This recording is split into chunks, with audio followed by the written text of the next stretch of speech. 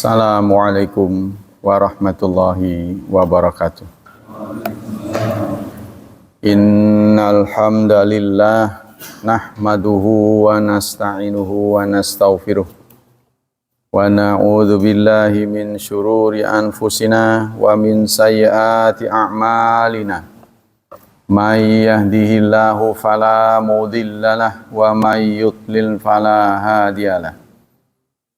Ashhadu an la ilaha illallah wa ashhadu anna Muhammadan abduhu wa rasuluh la nabiyya ba'dah. Allahumma salli wa sallim ala nabiyyina Muhammad sallallahu alaihi wasallam wa ala alihi wa sahbihi wa man sara ala nahjihi ila yaumiddin.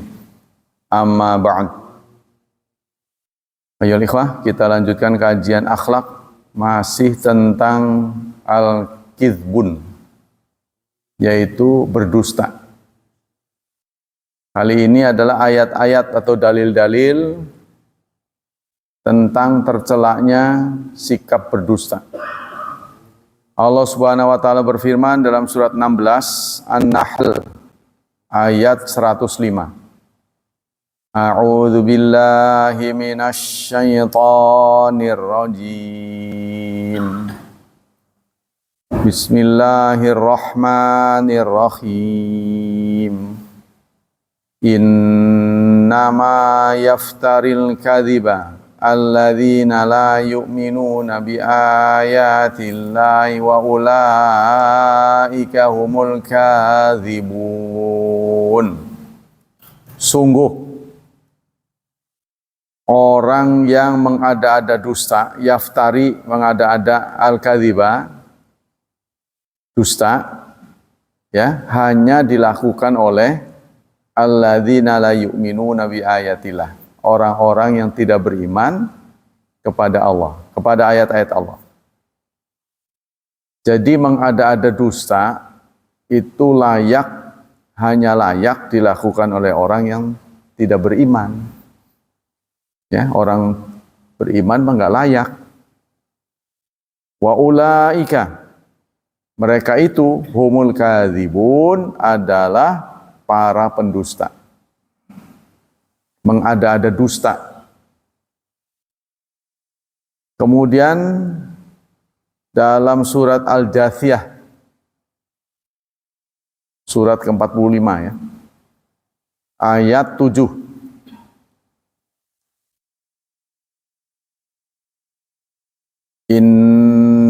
Mana nih? Ya, surat 45 ayat 7. Wailul likulli affakin athim. Celaka untuk setiap orang yang mengada-ada dusta. Ya, tapi arahnya ke anu nih. Arahnya ke keluarga ya. Ifkun.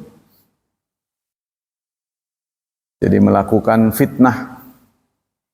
Asim, dosa. Ai kadzabun fi maqali, asimun fi af'ali. Artinya dusta ucapannya, asim perbuatannya. Jadi ada afak, ada asim di surat Jathiyah itu. Ya, afak itu untuk ucapan katanya. Asim untuk perbuatan. Jadi maksudnya baik ucapan mau perbuatannya tidak sesuai dengan ukuran. Kan salah satu tujuan Islam hadir di dunia ini sebagai standar, ukuran, benar nggak benar, halal, haram, hak, batil. Nah, ukurannya itu adalah Quran. Karena salah satu fungsi Quran itu furqan. Furqan itu artinya pembeda. Apa arti pembeda? Kalau bahasa itu parameter. Jadi dengan parameter itu Anda tahu yang benar sama yang nggak benar. Ya. Kalau parameter berat lah namanya kilo. Parameter tekanan udara, bar. Jadi Anda tahu. Orang mengatakan, oh ini sekian. Ada ukuran. Bohong sudah kan begitu kan.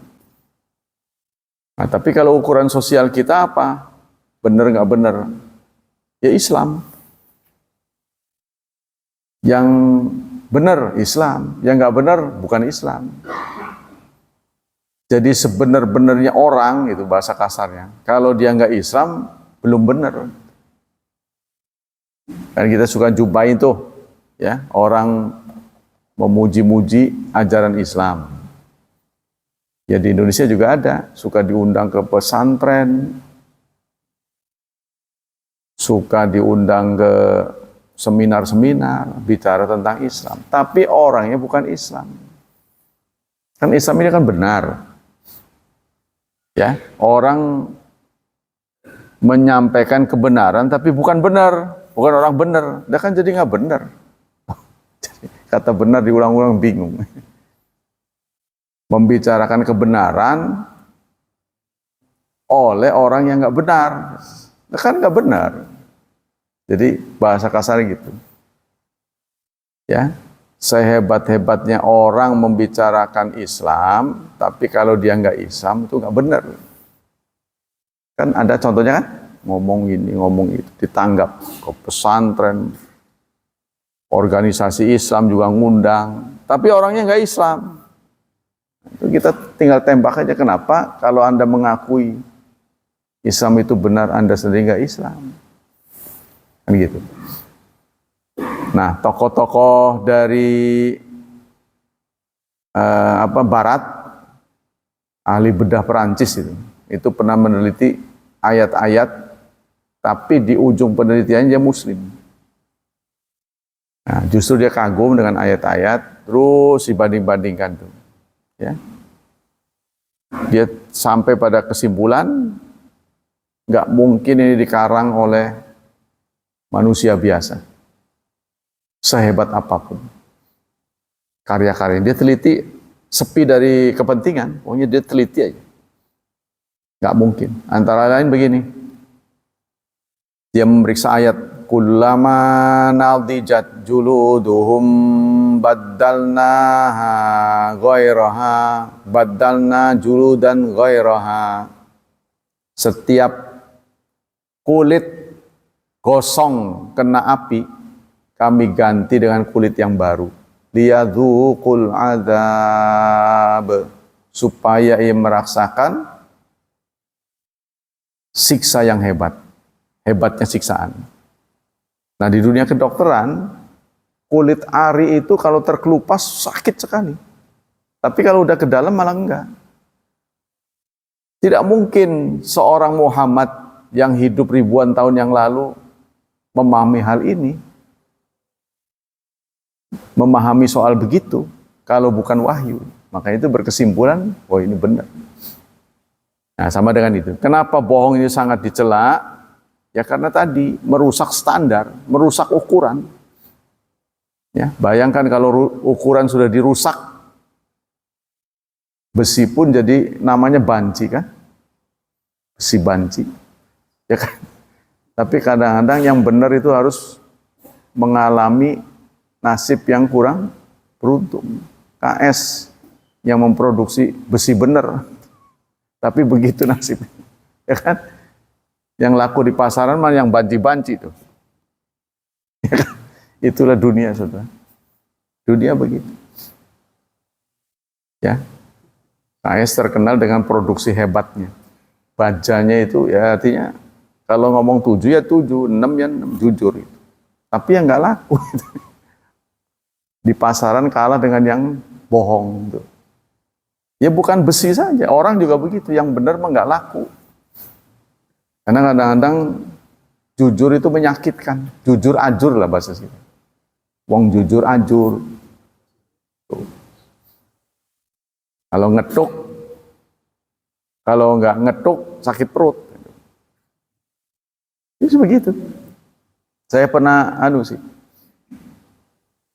Saya pernah mencoba ya, orang lebih percaya kita bohong daripada enggak. Dan banyak lah, nggak bisa ceritain satu-satu. Kita kembali ke sini.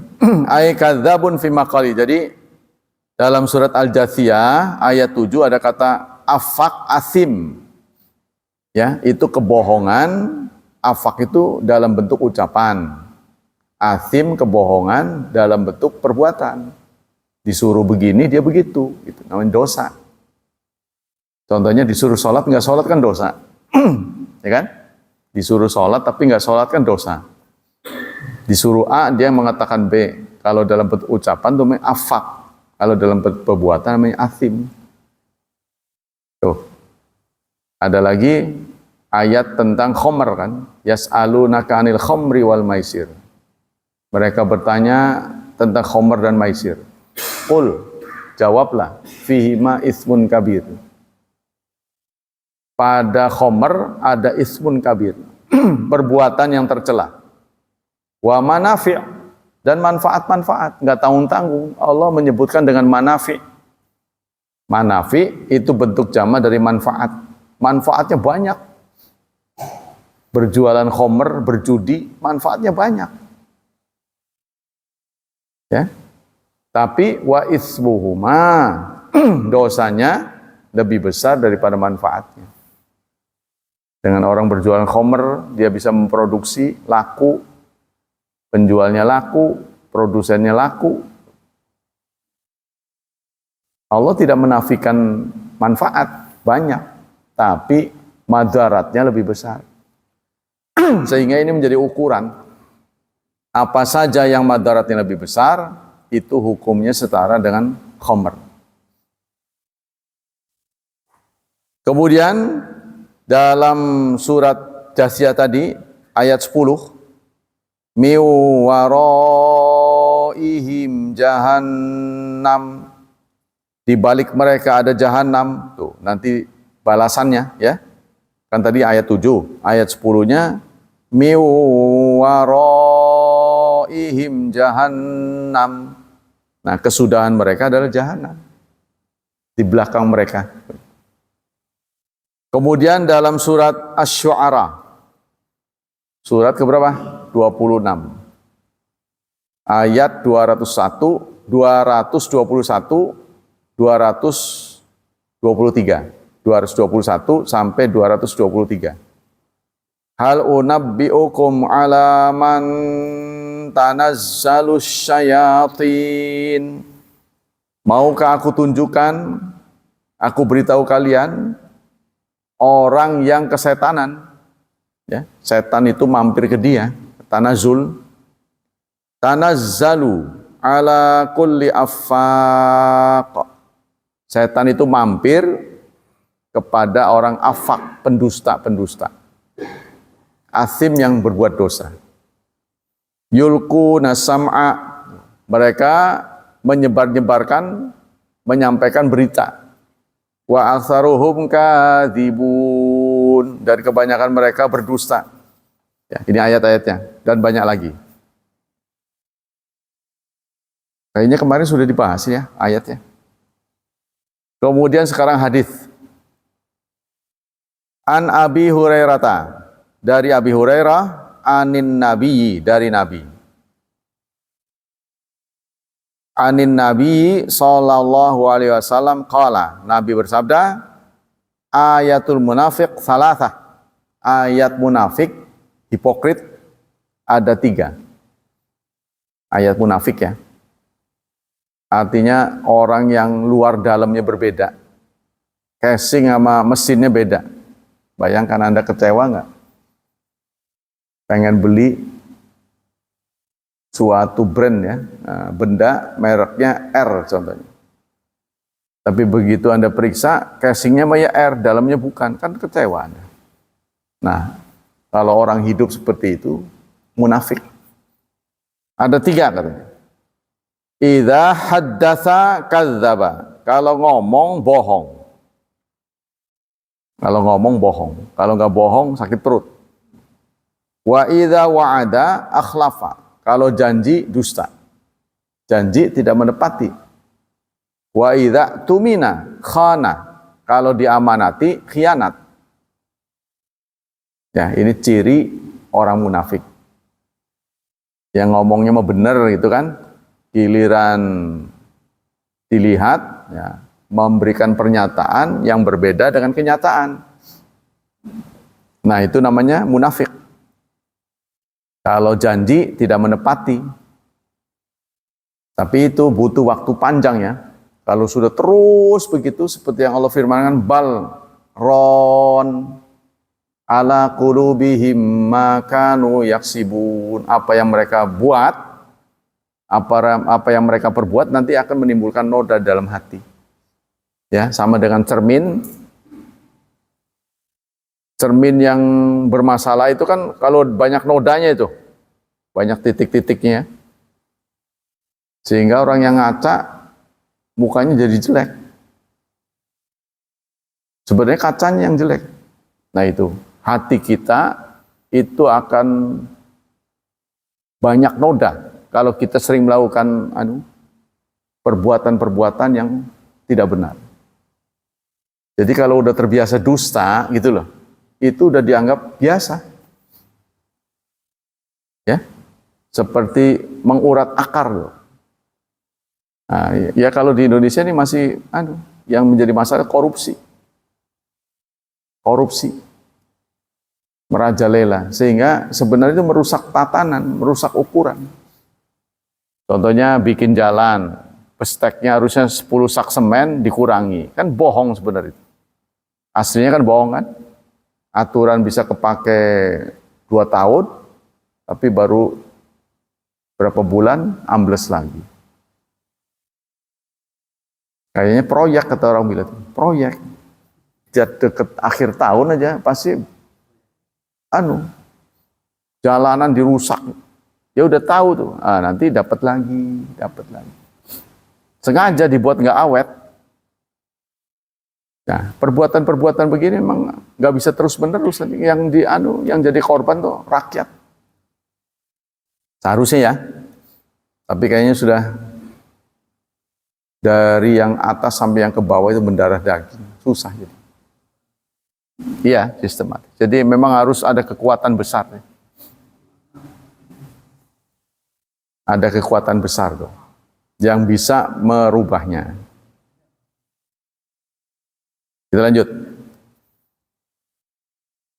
Qala Ibnu Jauzi fihi ta'wilan ahaduma ayyurwa ma ya'malu kadziban. Maksud dari hadis ini adalah dia meriwayatkan apa yang dia ketahui bohong. Dia tahu, tuh yang dimaksud hadis ini, ciri orang munafik, dia tahu apa yang dia sampaikan, yang dia ingin sampaikan nggak benar, tapi disampaikan juga.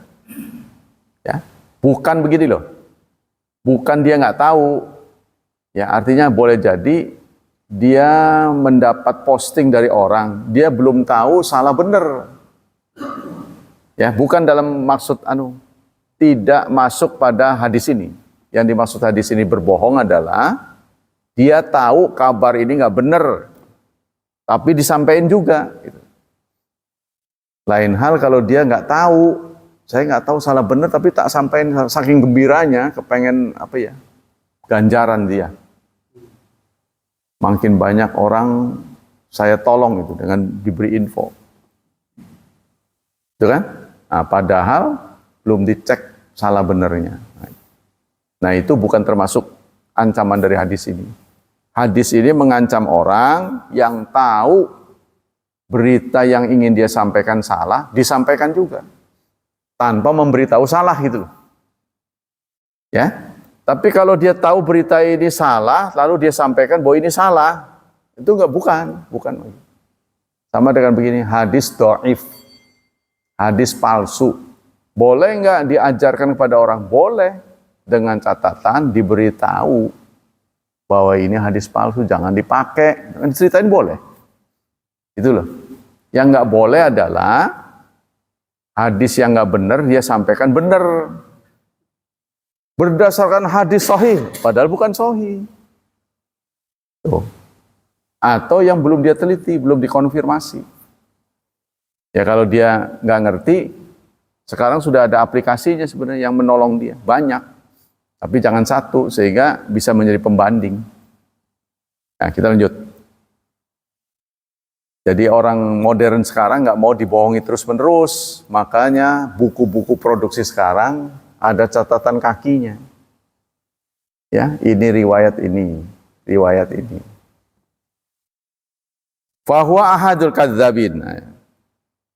Wala yubayyinuhu. Nah, Dia meriwayatkan, tuh kata Ibnu Jauzi ya, apa yang menjadi kebohongan. Jadi dia meriwayatkan berita bohong. Wala yubayyinuhu. Dia tidak menjelaskan bahwa berita ini bohong. Ya.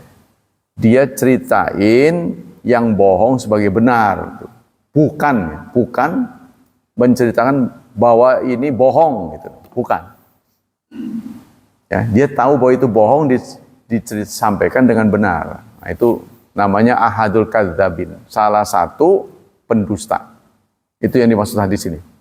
Yang kedua, ayakunal mana bihasabil mar'i ayyukadzib li'annahu laisa kullu masmu'. Cukup seseorang dianggap bohong kalau dia dengar berita tanpa diperiksa. Kan kalau kita tanya apa semua berita benar? Enggak benar. Nah, udah tahu enggak benar, kenapa langsung sampein? Nah, kan itu sudah menjadi pengetahuan umum. Ya, sudah menjadi pengetahuan umum bahwa tidak setiap berita itu benar. Nah, kenapa Anda begitu mendengar berita langsung disampaikan? Harusnya saring dulu. Itu ya. Itu yang dimaksud oleh hadis ini. Fayambagi tahdisun nas bima tahtimuluhu uquluhum.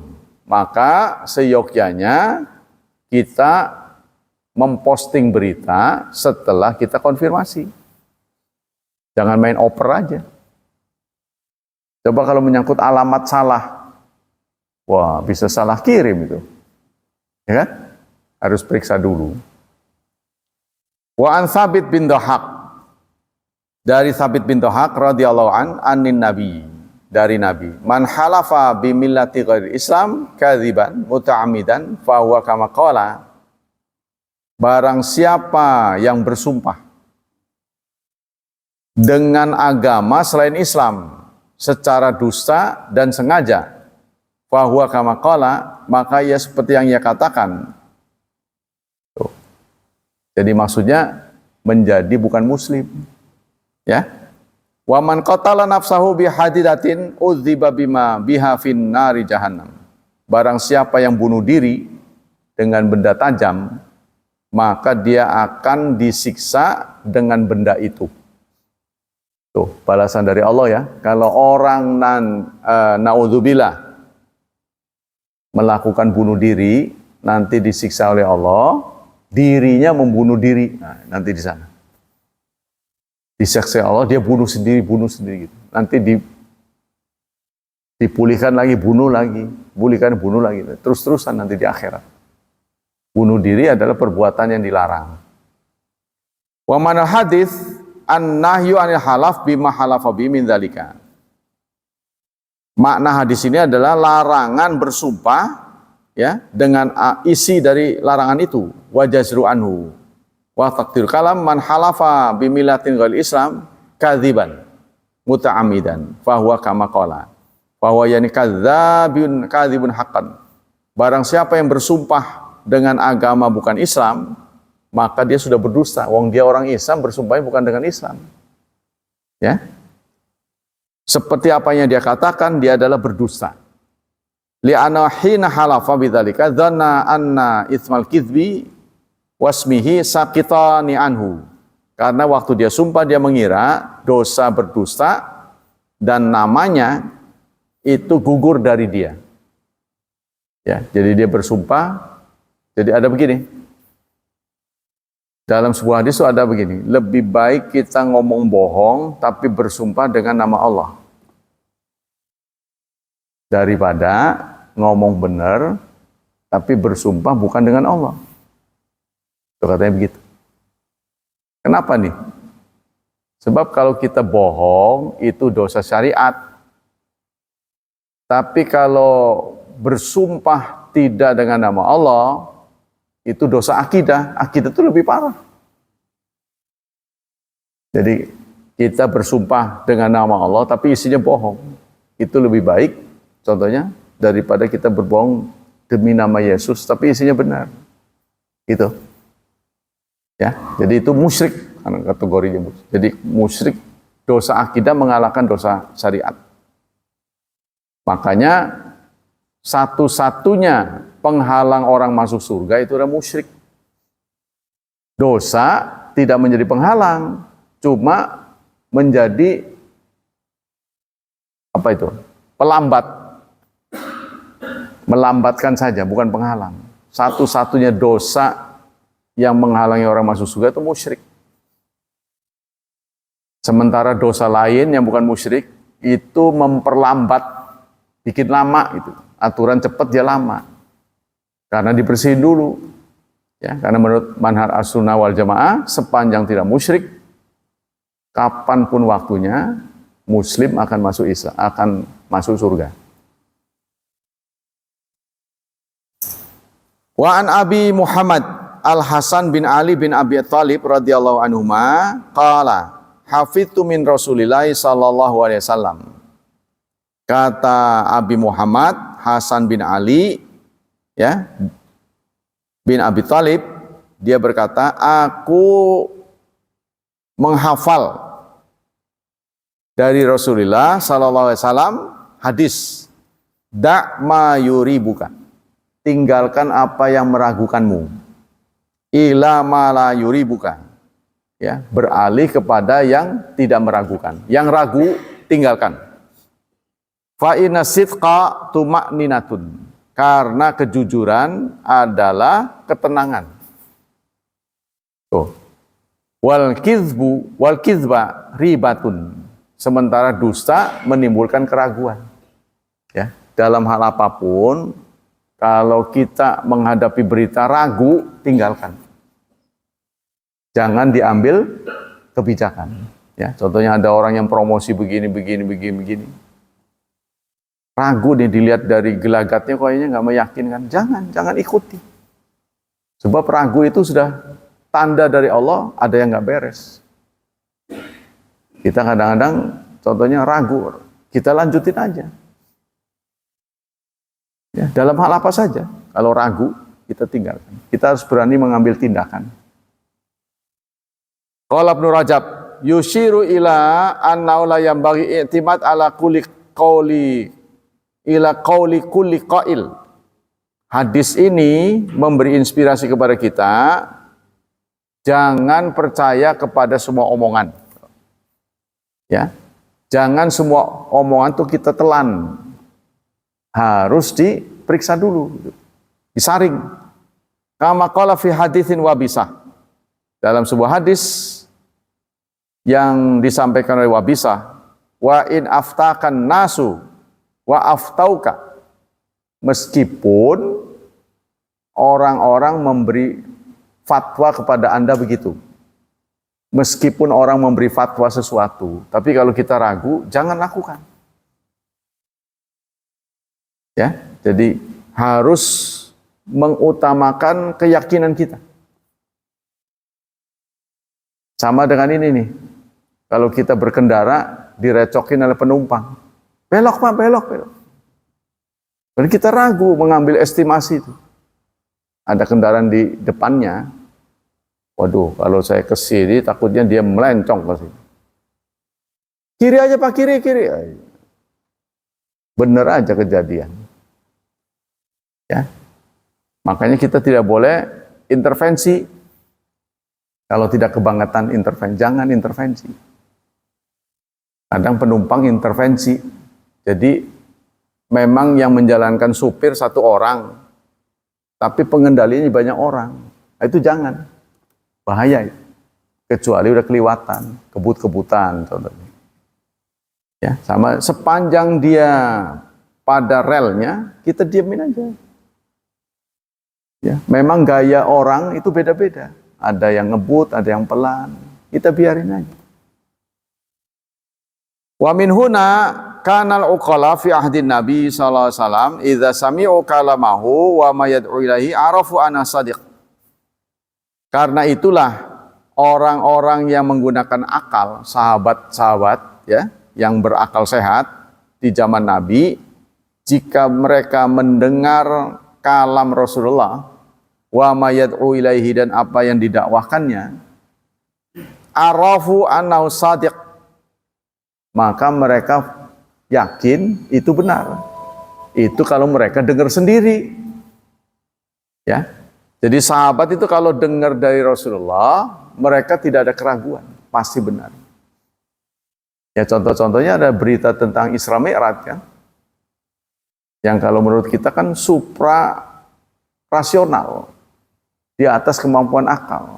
Karena waktu itu belum ada moda transportasi, paling cepat itu onta ya, kuda lah. Tapi kuda itu jaraknya pendek, nggak bisa panjang. Jadi kalau jauh sekali, kuda nggak bisa.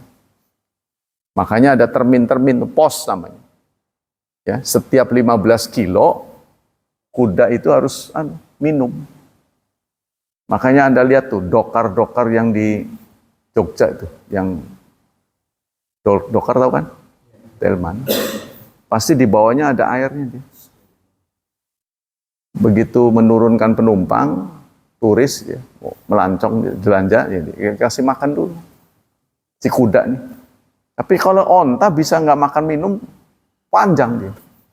Sekali minum 1 drum onta itu. Sebab kan memang medannya begitu, nggak setiap saat ketemu air kan. Tuh onta itu, memang itu didesain oleh Allah untuk jarak jauh, tapi jalannya lambat. Kuda jalannya cepat. Nah, itu. Cuma ya itu tadi, cepat lelah. Ya. Jadi zaman itu belum ada kendaraan yang lebih cepat daripada kuda, lebih tahan daripada onta. Waktu Nabi hidup. Bagaimana mungkin beliau sampai hari ini pun ya jarak yang ditempuh oleh Rasulullah dari Masjidil Haram ke Masjidil Aqsa baru bisa dilakukan oleh pesawat tempur sekarang. Tuh, itu kata anaknya Pak Habibie. Kata Ilham Akbar Habibie, Isra yang dilakukan bukan Mi'raj ya. Kalau Mi'raj mah belum bisa. Mi'raj kan dari bumi Sidratul Muntaha, belum bisa itu mah. Isra kan perjalanan horizontal. Kalau Mi'raj kan vertikal.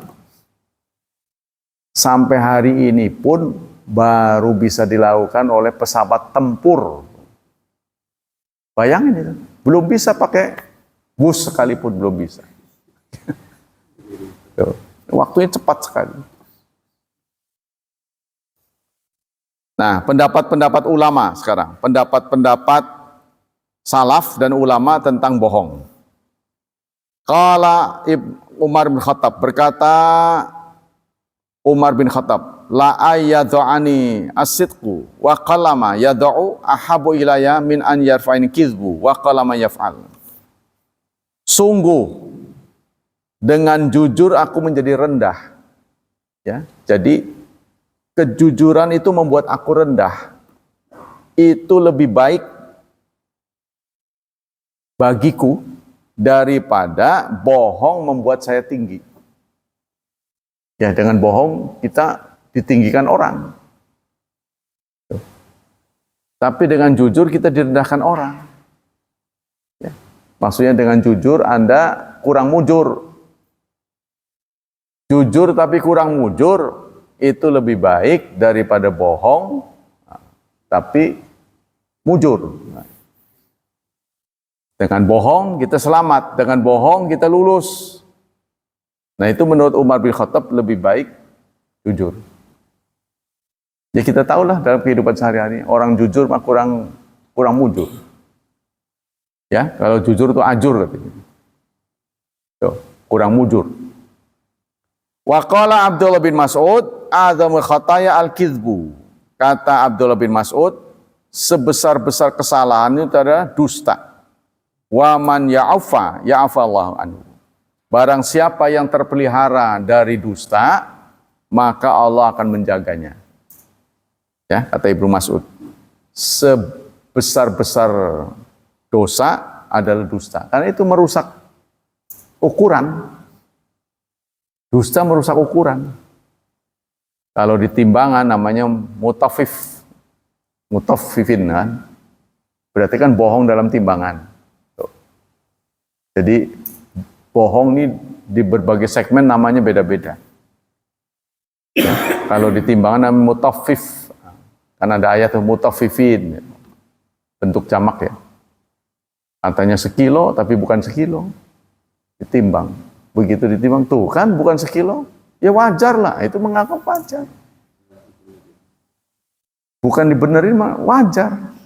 Terus siapa yang ini? Petugas yang meluruskan ini siapa? Wong nggak ada ini operasi dari ini apa?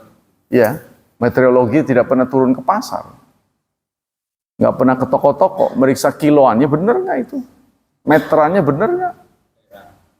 Nah akhirnya sekarang tumbuh mal-mal. Mal itu dengan presisi bisa disaksikan baik oleh pembeli dan penjual, presisi. Sebelum dinaikin bendanya nol dia. Bisa disaksikan pakai digital. Maka pada lari ke situ akhirnya. Salah siapa? Pasar ditinggalkan. Karena banyak kebohongan. Maka oleh Rasulullah setan. Sarang setan. Ya. Sama dengan kurma. Bilangnya bagus, atasnya doang, bawahnya jelek. Kita beli aja. Begitu sampai tanah air, loh kok jelek? Oh ini bawaan perjalanan, bukan yang dibohong. Ya kan?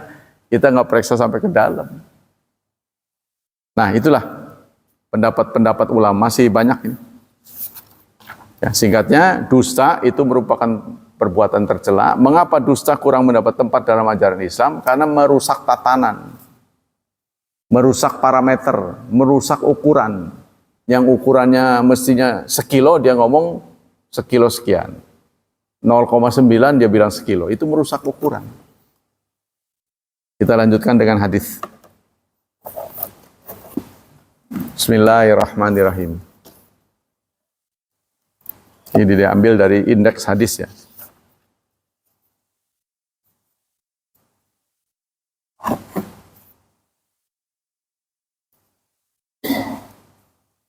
An-nasu yus'akuna yaumal qiyamah fa'akunu awwala. Ini apa lanjutannya apa ini? Ntar dulu. Oh iya. Ini ternyata masih ada sebelumnya. La yadkhulunal jannah min ummati sab'una alfan. Sungguh akan masuk ke surga dari umatku 70.000. Tuh, katanya ya. Au sab'umi'ah atau 700.000. Syakka fi ahadihima. Perawi ragu apa 70.000 apa 700.000. Mutamasikina, mereka saling bergandengan tangan. Masuk ke surga tuh bergandengan tangan. Akhidun ba'duhum bi ba'din. Ya, tangannya dengan tangan temannya bergandengan. Hatta yadkhulu awwalahum wa akhirahum al-jannah. Sehingga yang pertama dan akhir masuk bareng. Terbayang kalau Anda bagaimana tuh? Yang awal sampai akhir masuknya bareng. Apa yang digambarkan oleh hadis ini? Hadis ini menyampaikan kepada kita bahwa pintu surga manda lebar. Ngerti nggak? Bukan begini, masuknya bukan, nah, bukan, tapi semua bareng, brok, masuk. Nah kalau masuk bareng kan tempatnya beda-beda, ya kan? Nah, kemana? Pengampar apa gimana? Nah disitulah berlaku tabungan. Tabungan Anda berapa? Nah itulah ruang-ruang yang akan ditempati berdasarkan nilai. Adapun masuk surga ini katanya fadlun minallah, anugerah Allah, jodoh lah sih, keberuntungan, bukan karena amal. Terus tabungan amal kita buat apa? Untuk memilih ruang. Karena kan nggak digabrukan di satu ruangan gitu, tidak ditempatin. Makanya nama surga kan berbeda-beda kan. Nah penentunya itu diantaranya hafalan Quran. Quran akan datang menjadi penentu. Iqra wartaqi. Baca dan naiklah. Naik. Nah ini ya di hadis ini sampaikan. Wujuhum ala daw'il qamar lailatul badr. Wajah mereka ya seperti purnama. Wajahnya seperti purnama. Suka lihat kan bulan purnama kan? Wajah kita akan begitu mencorongnya. Nah ini karena Rasul bukan ahli surga, bukan. Ini bukan seluruh ahli surga, tapi umatku. Ya.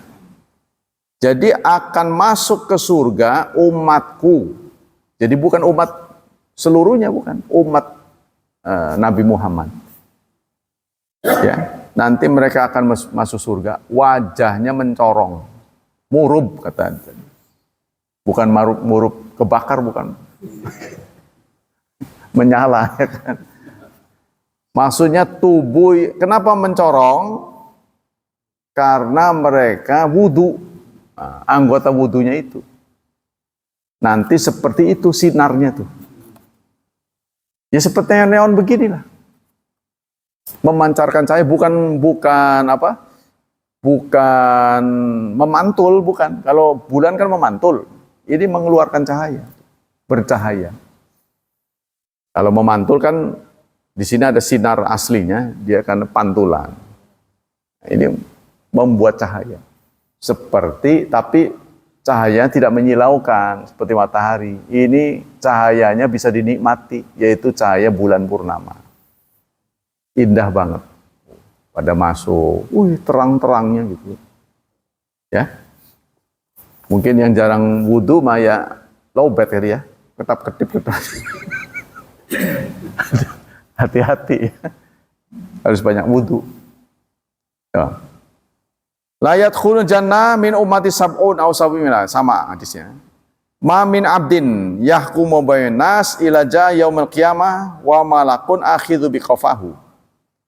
Tidak ada seorang hamba ya yang mengadili, maksudnya menjadi hakim di dunia, kecuali nanti di hari kiamat akan mendapat pengadilan lebih. Malaikat akan merenggut kuduknya. Nanti dulu dijenggut itu. Nanti dulu, jangan masuk dulu. Kamu dulu ngadilin orang bagaimana caranya? Jadi bagi hakim-hakim di dunia ada pengadilan khusus. Karena dari pengadilan itu bisa menentukan nasib orang. Ya kan? Contoh begini saudara, kalau di pengadilan agama itu. Kalau hakim bisa dititipin. Contoh ada seorang suami benci sama istrinya. Ya. Kemudian dia pengen cepet cerai lah. Kan dia kenal sama hakimnya, ngomong, entar jangan terlalu lama pak. Biasalah, ada nego. Baik. Siapa namamu dicatat sama dia. Nah, begitu dia ngadilin, apapun alasan istri, bisa ditolak kan? Bisa begitu pengadilan itu. Bisa menentukan nasib orang. Iya, pesan dulu, order dulu. Itu pengadilan Indonesia begitu. Ya sudah terkenal lah, namanya mafia-mafia pengadilan. Ya. Itu duitnya gede itu. Orang yang selama di dunia pernah menjadi hakim, nanti akan mendapat keadilan lebih daripada orang biasa. Karena dia pernah menentukan nasib manusia.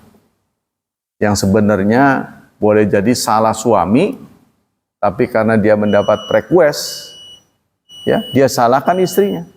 Kamu yang salah, karena itu kamu dengan pengajuan ini dianggap cerai. Bisa itu. Nah, itu ya menurut sabda Nabi. Qala alqau fi mahwahi arba'ina kharifan. Dia akan mendapat hukuman ya, lebih lambat daripada orang biasa selama 40 kharif. Kharif ini tahun. Jadi si hakim tuh, nasib hakim yang nggak jujur akan mendapat perlambatan masuk surga 40 tahun. Waduh. Ini ancaman buat orang yang mengadili tidak jujur. Kemudian hadis berikutnya, masali kamasali rajulin istauqada nara. Umpama aku kedudukan aku ini, kehadiranku di dunia, seperti seseorang yang menyalakan api. Seseorang menyalakan api. Perumpamaan Rasulullah, ya, eksistensi Rasulullah di tengah-tengah kita, seperti orang yang menyalakan api. Falamma adha'at ma haulaha ja'ala farash wa hadhid dawab allati finnar yaqa'na fiha. Setelah api menyala, ada laron. Tahu kan? Laron. Laron itu ingin mendekati api. Aku larang. Tapi dia tetap ke situ. Ya, maksudnya begitulah kedudukanku dengan banyak orang. Saya kepengen umat ini selamat, tapi banyak orang nggak mau itu sih. Itu digambarkan seperti ya laron yang mencari penerangan, tapi akhirnya mati. Ya buat apa dia cari lampu pada akhirnya membakar dirinya? Nah itulah kedudukanku di tengah-tengah manusia. Wa ja'ala yahjuruhum wa yughlibanahu fayataqahamna fiha. Lalu pada nyemplung ke situ. Wa qala fadzalikum masali wa mislukum. Itulah perumpamaan aku, masali wa masalukum, dan kalian. Jadi aku kedudukannya seperti tadi. Ya, sudah menyalakan sinar untuk menerangi, malah sinar itu pada nyemplung terbakar di situ. Saya berusaha melarang, tapi mereka menolak. Jadi banyak orang, manusia yang ingin diselamatkan oleh Rasulullah, tapi nggak mau gitu. Itu singkatnya. Halumma alinar, aku selalu berseru, jauhilah api. Fataghalabuna, takohamuna. Tapi mereka tetap pada pendiriannya nyemplung ke situ. Aku larang, mereka nggak mau. Begitulah perumpamaan aku dengan sesama.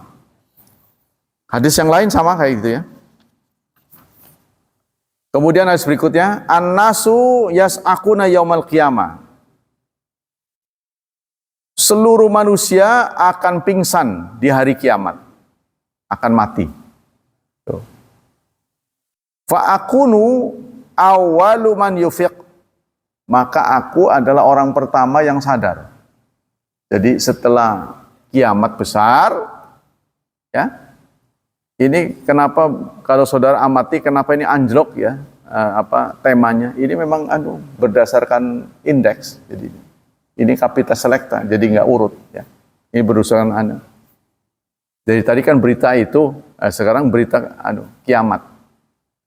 Setelah kiamat besar terjadi, semuanya mati. Akulah orang yang bangun pertama. Ya, pertama dibangunkan oleh Allah. Fa'idzan Nabi Musa. Maka tiba-tiba aku lihat ada Nabi Musa. Saya adalah orang yang pertama bangun. Tapi saya lihat Nabi Musa sudah ada. Akhidun biqaimati min qawaimil arsy. Dia sedang bertuduh di bawah arsy. Di Nabi Musa tuh. Mana ini? Fala adri. Aku tidak tahu persis. Afaqa qabli am juzia bisa'ati tur. Apakah Nabi Musa itu sadar sebelum aku atau sesudah? Aku nggak tahu. Kok begitu saya bangun sudah ada Nabi Musa? Ya. Juzia bisa'ati tur. Atau memang diberi pembalasan oleh Allah begitu, dibalas oleh Allah. Jadi hadis ini kaitannya dengan ini. Ada orang Yahudi bergaul dengan umat Nabi Muhammad, dengan sahabat. Di pasar katanya. Lalu si Yahudi itu bersumpah. Saya bersumpah demi manusia terbaik Musa alaihissalam. Si orang itu, orang Yahudi itu bersumpah. Saya bersumpah. Ya. Dengan orang terbaik yang dipilih Allah. Musa alaihissalam. Nah, sahabat Nabi mendengar itu marah. Dipukul orang itu.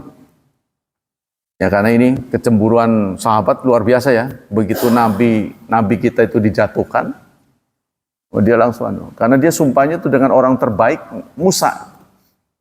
Bukan sekedar dengan Nabi Musa, tapi orang terbaik. Lalu orang Yahudi ini datang kepada Rasulullah, mengadu, saya ditonjok gara-gara ngomong begitu. Salah saya apa? Orang ini juga mengikuti. Lalu apa kata Nabi? Kamu jangan suka membanding-bandingkan aku dengan temanku.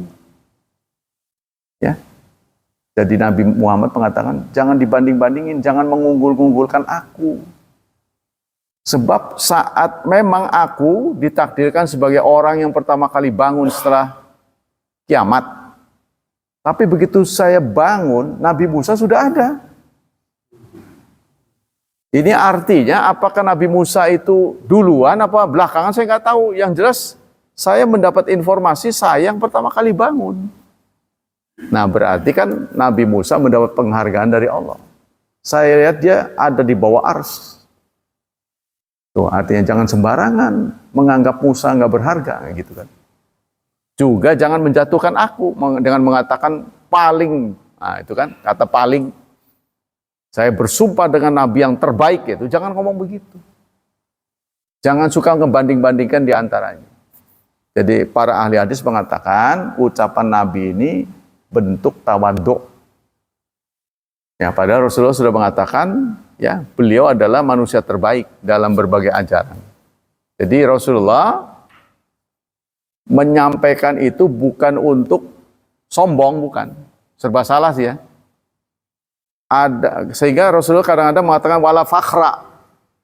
Aku bukan ngalem diri sendiri, tapi aku menyampaikan berita. Kan berita harus disampaikan kan? Karena Rasul tablik bahwa kelak orang yang pertama kali dibangunkan itu beliau. Tapi kenapa saya begitu bangun melihat ada Nabi Musa sudah gegandilan di bawah ars berteduh. Wih keren gitu. Ya harus ditanya gitu. Kapan? Ini enggak nanya berita ke kita, jadi kita kan jadi PR buat kita. Ya gitu kata Nabi. Kemudian selanjutnya, An-nasu sudah ya. Yas'akuna yaumal qiyamah fa idza Nabi Musa akhidun biqaimati min qawaimil arsy. Orang-orang pingsan, orang-orang dimatikan oleh Allah. Aku adalah yang dibangunkan pertama kali. Tapi aku melihat Nabi Musa memegang di bawah arsy. Ya. Jadi memegang tangga, memegang tiang di bawah arsy. Lagi pegangan. Wih, udah duluan mas? Nah, gitu ya. Nanya, ditanya. Ya kan? Ini gara-gara nggak nanya ini. Ya, jadi kita jadi PR. Iya. Lalu yang lain Rasulullah mengatakan tadi, Ta'isa Abdud Dinar wa Ta'isa Dirham wa Abdul Khamisah in utiya radiya wa ilam yu'ta sakhita. Celakalah hamba dunia, celakalah hamba dinar, celakalah hamba dirham, serta hamba fashion. In utiya radiya, kalau diberi dia ridho, wa ilam yu'ta sakhita, ta'isa wan takasa. Wa idza syika falan takasa. Apabila tertusuk duri, ya, dia tidak bisa menyambutnya. Jadi hadis ini memberikan celakalah hamba dinar, celakalah hamba dirham, celakalah hamba fashion, pakaian ya. Kalau diberi dia ridho, kalau tidak diberi dia marah. Maksudnya begini, ini menyampaikan sifat manusia. Kalau lagi senang, dia bersyukur. Tuh. Kalau lagi diberi pengalaman pahit, godaan, cobaan, ngeluhnya luar biasa. Sampai-sampai tertusuk duri aja, aleman, nggak bisa nyabut sendiri. Gitu. Ya, ketika tertusuk duri, bukan mencari solusi, nyabut, malah ngeluh ngesana kemari. Itu ya sindiran Rasulullah kepada orang yang tipenya suka mengeluh tapi tidak mencari jalan keluar. Ngeluh aja. Sama dengan pengamat bola ya. Sama dengan penonton bola. Iya, kesebelasan idolanya salah atau gol itu, kecolongan. Muaranya bukan mencari gebrak meja. Nah, kalau si idolanya itu dengar, udah ganti aja saya lah kamu. Dia nggak bisa. Jadi komen saja gitu. Nah, banyak di antara kita itu komen saja, beginilah, begitu, begitu. Tapi pelaksananya berat, nggak bisa menjalankan. Ya, sama dengan kita jadi penumpang, yang benar sih nyopirnya, saking kesannya, udah kamu aja lah. Saya juga nggak bisa. Iya, omon. Nah itu.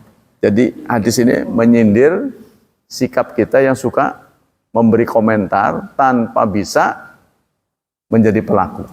Ya. Contohnya bab perceraian. Kalau Ustadz kan nggak tahu soal fenomena perceraian, kan? Tapi hakim pengadilan agama pernah hadir di Muhammadiyah. Dia cerita perceraian. Penyebab perceraian berdasarkan data hari ini paling banyak dari begini-begini. Dia menunjuk pertama wanita yang berkarir. Paling banyak. Jadi perceraian itu paling banyak dari rumah tangga yang istrinya berkarir. Iya. Itu kenyataan dia bilang. Yang kedua yang anaknya sedikit. Anaknya baru 1, itu dia meronta itu. Mumpung belum banyak tanggung jawab lah, ya kamu nggak beres, dia tinggal. Tapi yang udah anaknya banyak, mau cerai bingung dia, sibuk, ya. Nah itu, jadi seorang praktisi itu lebih konkret, lebih faktual, dia cerita apa adanya. Kalau kita kan seperti saya teoritis, bisa jadi mengkritik sana sini, tapi kalau saya ditakdirkan jadi dia, belum tentu saya juga. Belum tentu bisa. Kita boleh ngeritik, tapi belum tentu kalau kita dijadikan bisa mengatasi. Ya contohnya, pemimpin kita lah. Jadi pemimpin nggak beres. Suatu saat kita yang jadi pemimpin. Pada baik. Nggak beres juga. Jadi nggak gampang rupanya. Itulah hadirin hafizani hafizakumullah, akhir dari kajian pagi ini. Semoga Allah Subhanahu wa taala melimpahkan pahala yang berlipat ganda untuk kita. Semoga Allah tetap menjaga dan melindungi kita dari wabah dan fitnah, dari syubhat dan syahwat. Dan semoga masa depan anak-anak kita cerah, penuh berkah. Ditakdirkan Allah sebagai hambanya yang saleh dan salihat. Subhanakallah wa bihamdika, asyhadu an la ilaha illa anta astaghfiruka wa atubu ilaika. Wassalamualaikum warahmatullahi wabarakatuh.